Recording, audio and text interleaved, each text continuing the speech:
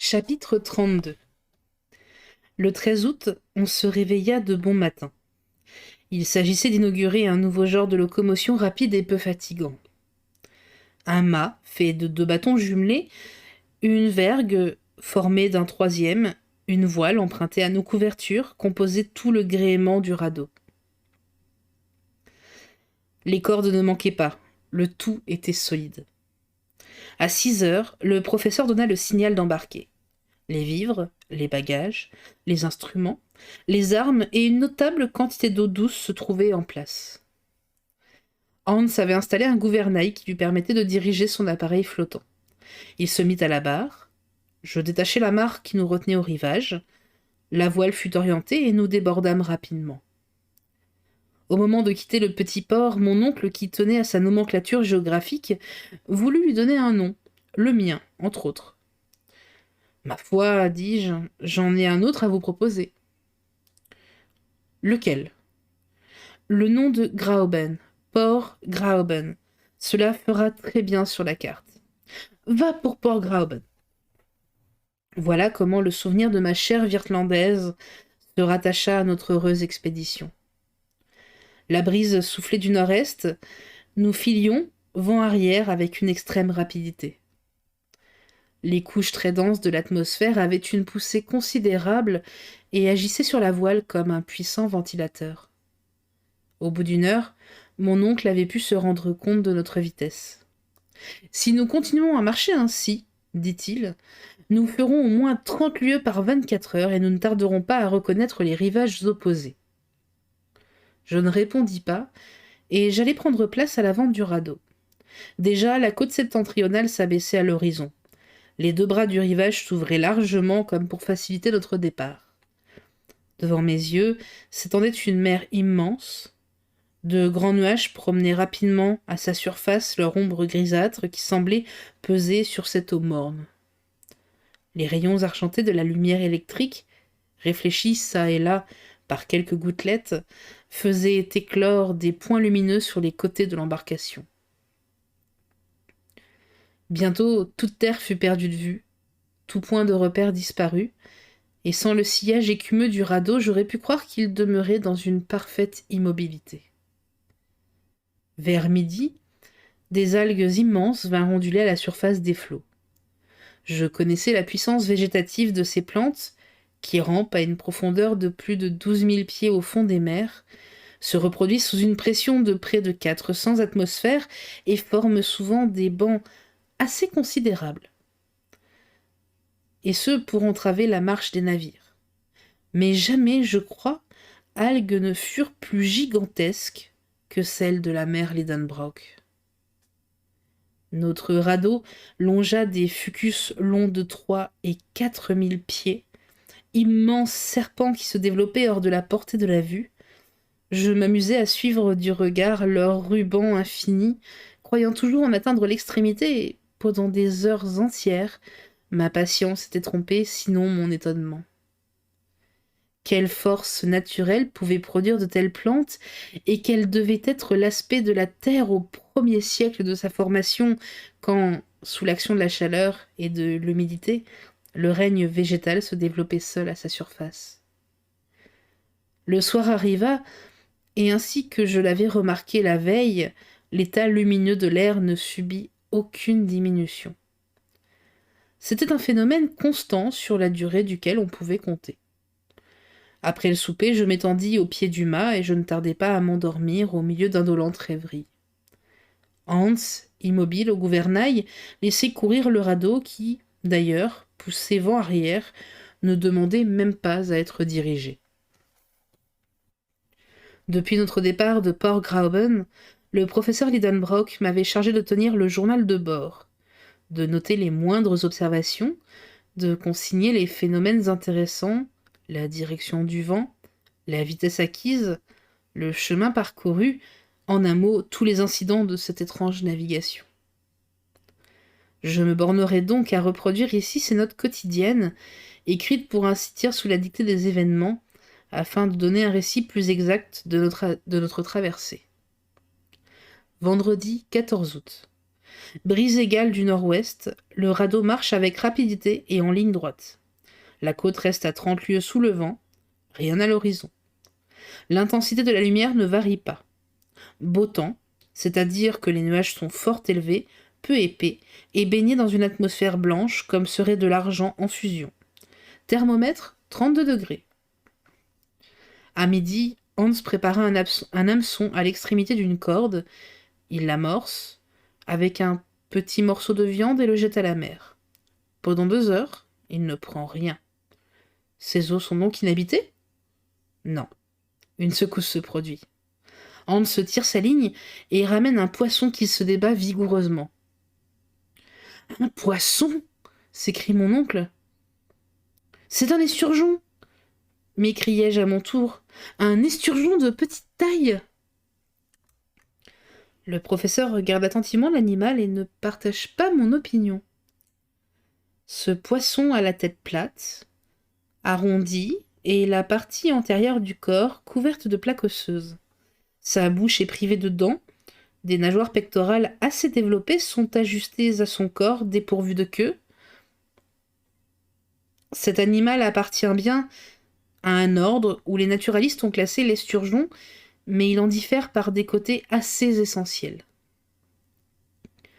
Mon oncle ne s'y trompe pas, car après un assez court examen, il dit « Ce poisson appartient à une famille éteinte depuis des siècles et dont on retrouve des traces fossiles dans les terrains dévoniens. » « Comment ?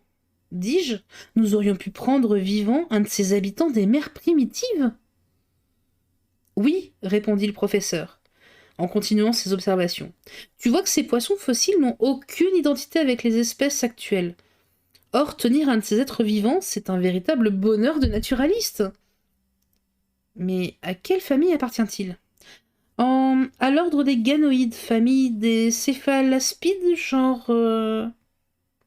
Eh bien... Genre des pteryctis, j'en jurerais. Mais celui-ci offre une particularité qui, dit-on, se rencontre chez les poissons des eaux souterraines. Laquelle ? Il est aveugle. Aveugle ? Non seulement aveugle, mais l'organe de la vue lui manque absolument. Je regarde et rien n'est plus vrai. Mais ce peut être un cas particulier. La ligne est donc amorcée de nouveau et rejetée à la mer. Cet océan, à coup sûr, est fort poissonneux, car en 2 heures, nous prenons une grande quantité de pteryctis, ainsi que des poissons appartenant à une famille également éteinte, les diptérides, mais dont mon oncle ne peut reconnaître le genre. Tous sont dépourvus de l'organe de la vue. Cette pêche inespérée renouvelle avantageusement nos provisions. Ainsi donc, cela paraît constant, cette mer ne renferme que des espèces fossiles, dans laquelle les poissons, comme les reptiles, sont d'autant plus parfaits que leur création est plus ancienne. Peut-être rencontrerons-nous quelques-uns de ces sauriens que la science a su refaire avec un bout d'ossement ou de cartilage. Je prends la lunette et j'examine la mer. Elle est déserte. Sans doute nous sommes encore trop rapprochés des côtes. Je regarde dans les airs. Pourquoi quelques-uns de ces oiseaux reconstruits par l'immortel Cuvier ne battraient-ils pas de leurs ailes ces lourdes couches atmosphériques ? Les poissons leur fourniraient une suffisante nourriture. J'observe l'espace, mais les airs sont inhabités, comme les rivages. Cependant, mon imagination m'emporte dans les merveilleuses hypothèses de la paléontologie. Je rêve tout éveillé, je crois voir à la surface des eaux ces énormes chersites, ces tortues antédiluviennes, semblables à des îlots flottants. Il me semble que sur les grèves assombries passent les grands mammifères des premiers jours.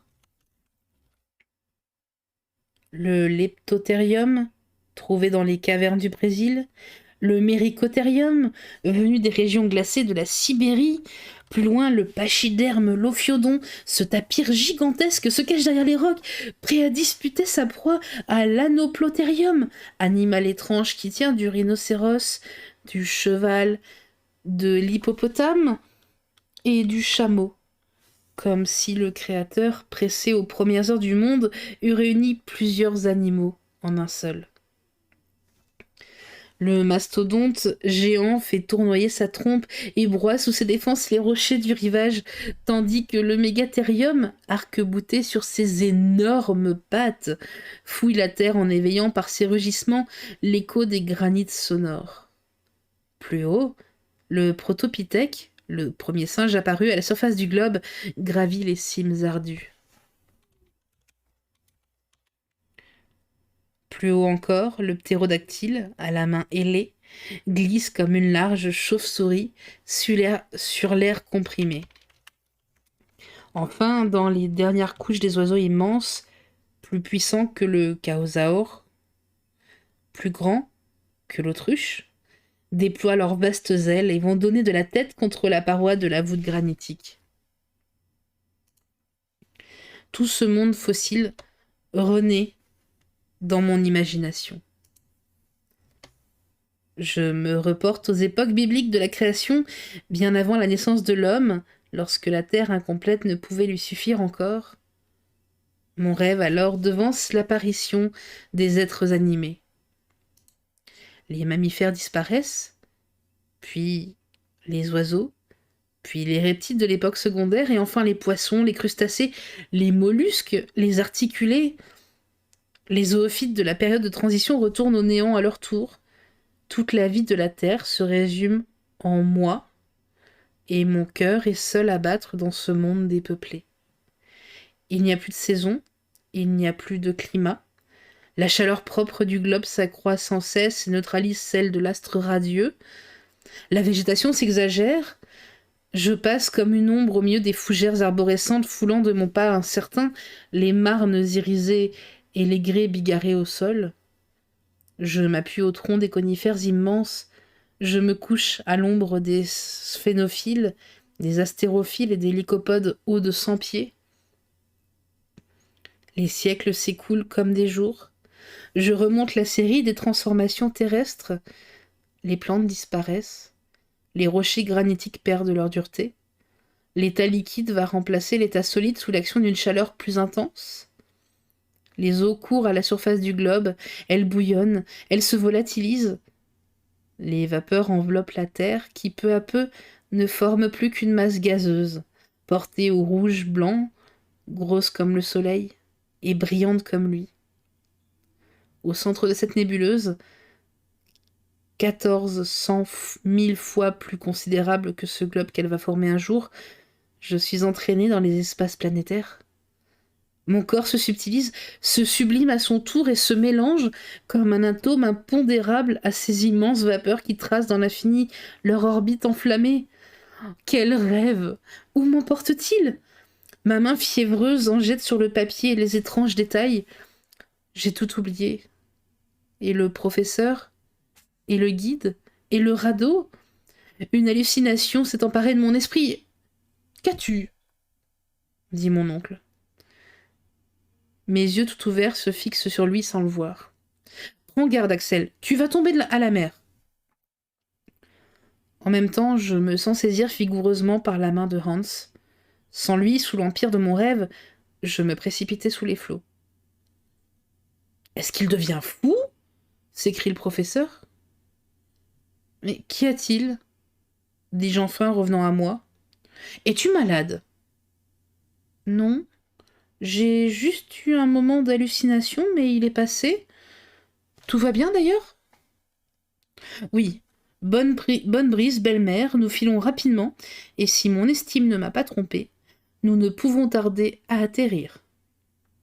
À ces paroles, je me lève, je consulte l'horizon, mais la ligne d'eau se confond toujours avec la ligne des nuages.